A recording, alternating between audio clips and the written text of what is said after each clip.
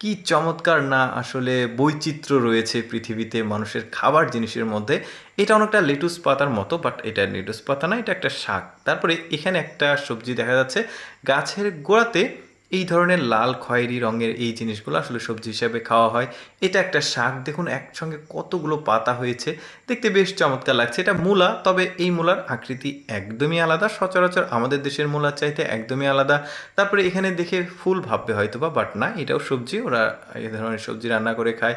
তারপরে এটা একটা বীজ, বাট এটা কি বীজ আমি মানে শিওর না, বাট বেশ চমৎকার। এইটা আবার মাশরুম, মানে প্রাকৃতিক আসলে একটা, আমরা অনেকে ব্যাঙের ছাতা বলি, বাট না, এটা মাশরুম আর কি। তারপরে এইটা দেখুন, এটার যে চাষাবাদ পদ্ধতি একদমই আলাদা, একদমই সাদা মানে হলুদ রঙের। তারপরে এটা বাঁশকরুল, মানে কচি বাঁশ আর কি, ওরা এভাবে পাহাড়ি অঞ্চলের মানুষজন খায়। তারপরে এইটাও ডাটা ডাটা একটা শাক দেখা যাচ্ছে, বেশ চমৎকার, প্রতিটার মানে ইউনিক আর কি। এটা দেখুন বেশ চমৎকার, উপর দিকে একটা প্যাঁচানো রয়েছে।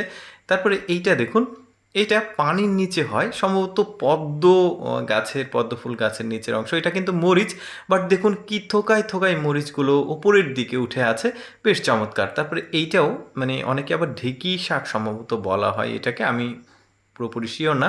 এটা আবার করল্লা, বাট আকৃতিটা একদমই আলাদা। এরকম মজার মজার ভিডিও প্রতিদিন দেখতে আমাদের চ্যানেলটি সাবস্ক্রাইব করুন।